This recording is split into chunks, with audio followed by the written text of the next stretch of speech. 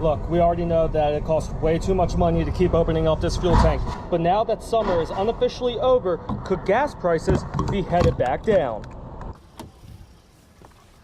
For most Americans, you don't typically think about using AM radio thanks to the evolution of Bluetooth. But when there's an emergency, AM radio is there to make sure you are updated on the latest news. When you dial 911, in a matter of seconds, somebody's answering your phone call with saying, 911, what is your emergency? But what if when you called 911, it went to a voicemail or it just kept on ringing? The current time right now is just 6:15 in the morning, and in just 24 hours, right behind me across this horizon line, you'll actually be able to see Saturn, Neptune, Jupiter, Uranus, and Mercury as they all align in the morning sky. On Wednesday, students at MISD will be returning back to the classroom, but for some seniors, they're returning in a rough spot. They have to go underwater. Summer 2023 is coming to a wrap, and it's almost time for students to crack open those books again. But it also means to watch out for the men and women who drive our school buses. September is just a few days away, and that doesn't just mean that the Cowboys are almost back on the field. It also means that the 32nd annual air show is just around the corner.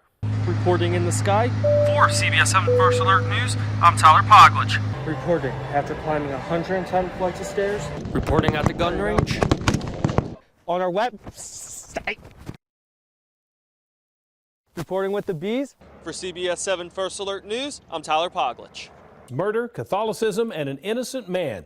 Sounds like the makings of a film, but it's not. It's real life, and it happened right here in Odessa. CBS 7's Tyler Poglitsch is at the scene of the 1981 murder and joins us now with more on the story. Tyler? We're standing here on the corner of 2nd and Belmont, where right behind me once stood the old Sand and Sage Motel, the location for the murder of Father Patrick Ryan, where it was once believed that he was killed by James Reyes. But now that conviction has been questioned, the Odessa Police Department has decided to take a second look through the files. There were holes in the case that just didn't fit. James Reyes is 66 years old from Chama, New Mexico, and for the last 38 years has been under the surveillance of the state's prison system after he admitted to the murder of Father Patrick Ryan. However, that confession was made while Reyes was intoxicated, and that wasn't the only hole in this conviction. When investigators took a second look, the holes got bigger, and evidence pointed towards it being highly improbable that Reyes was even at the murder scene. To get to Odessa to commit the crime, he would have to have driven at an extremely high rate of speed all the way, for the timeline to fit. It just doesn't make sense, right? It doesn't make sense that there's fingerprints at the crime scene, but his fingerprints aren't at the crime scene, right? It doesn't make sense that the crime scene is pretty violent, but yet he had very minimal, there was like no injuries on Mr. Reyes. Those things just don't fit. And because of these uncertainties here at OPD, Chief Gerke went right here across the street to the DA's office where Greg Barber was waiting to take this case. Very distinct possibility that there was that Mr. Reyes is not guilty of this crime. But why look at a case from nearly 4 decades ago? Obviously administrations change, defense attorneys and counsels change, things like that. Whenever the police department got brought to their attention while they're doing their cold case, they brought it to our attention. Gregory Barber has been practicing law for decades, and during that time has never been involved in a case like Mr. Reyes's, and neither has his partner Carmen Villanueva, who is a senior trial attorney for the DA's office, and both agreed that there is something missing with this case.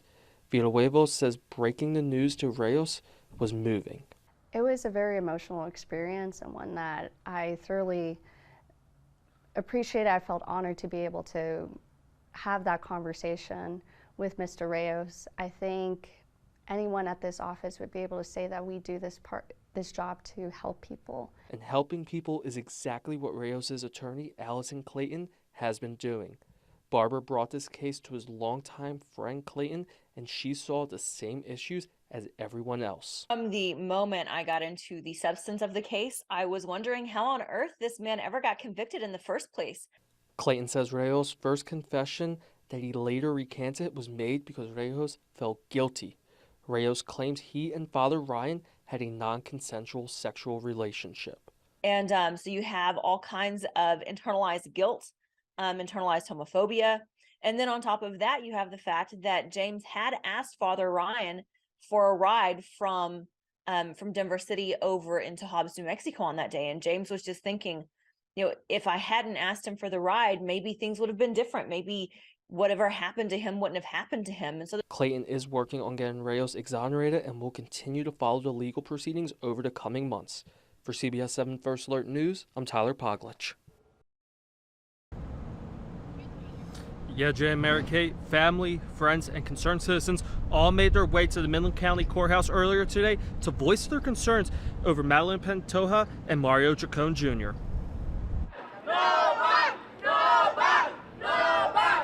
Over the last month, West Texans have been coming out and expressing their emotions and have been the voice for Madeline.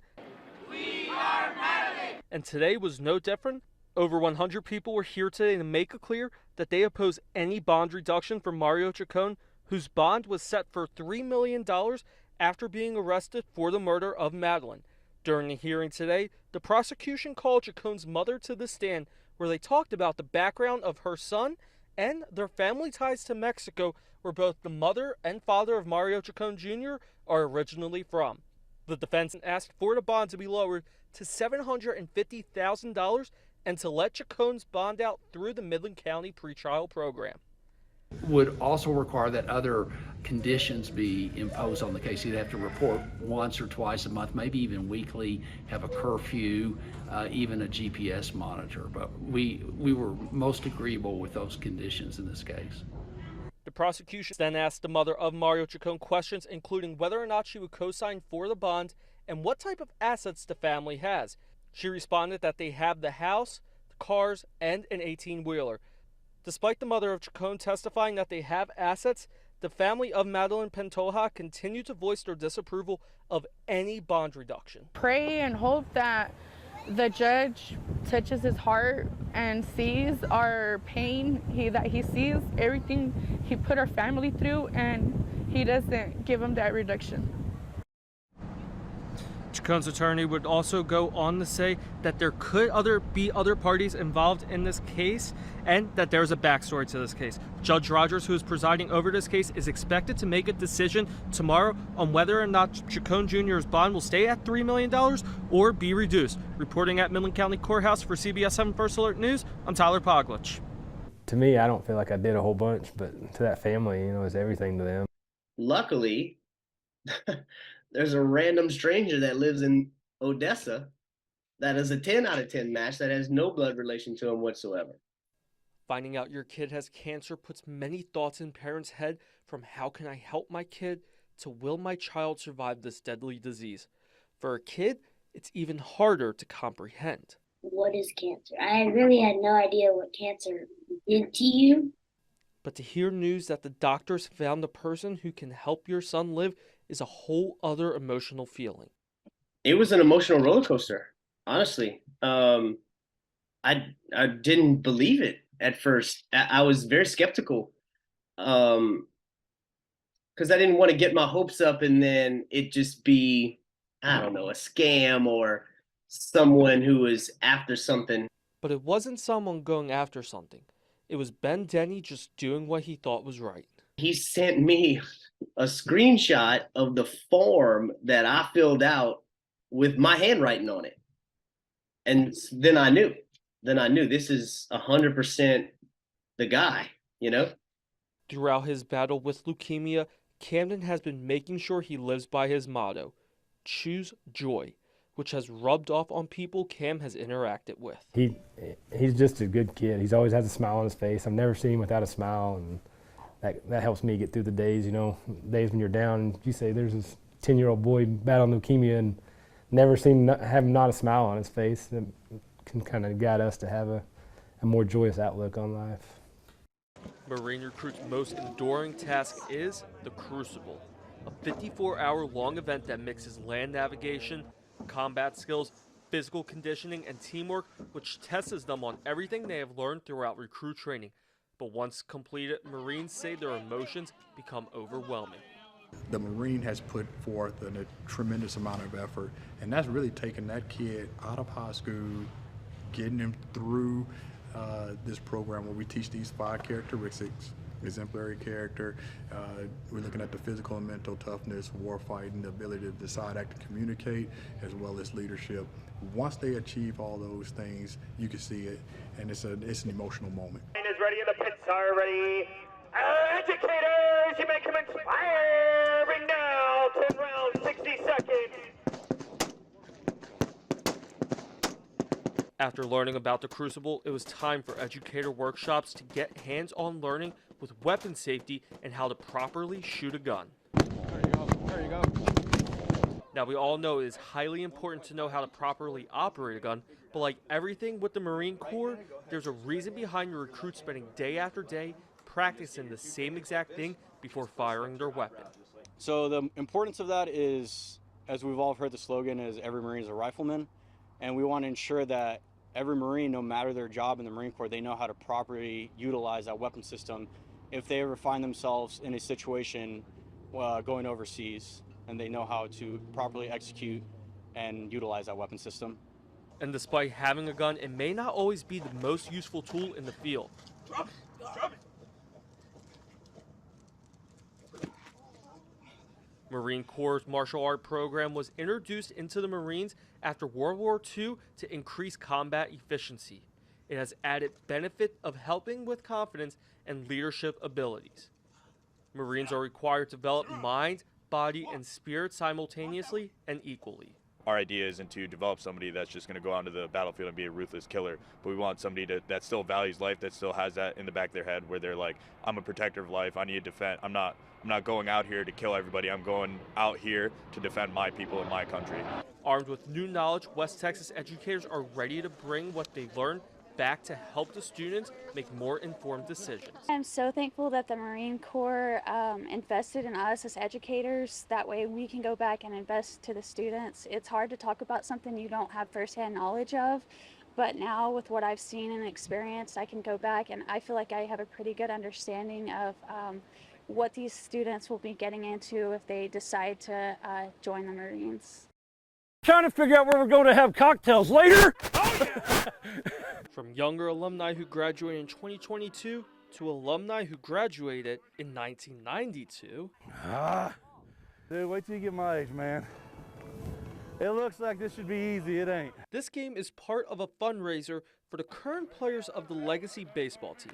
Yeah, it really has a huge effect on the program. We raise a lot of money for equipment, uniforms, improvements to the ballpark. I think in the last 2 years, if you were familiar with this park, you've probably noticed a big difference in some of the changes that have been made. So the money raised today has a big effect on the program. Last year, over 30 alumni came back to their stomping grounds to take the field. We're attempting to play baseball. We're attempting to really relive our memories. It's great to watch those guys get out there and participate. You know, some of them a little past their prime, some of them still, looking pretty good, but it's a great time for all. Luckily, this game doesn't count for UIL and is just supposed to be no pressure and lots of fun with no heckling. I think he's wearing his son's pants. Those are the tightest pants I've ever seen on a grown man in my life.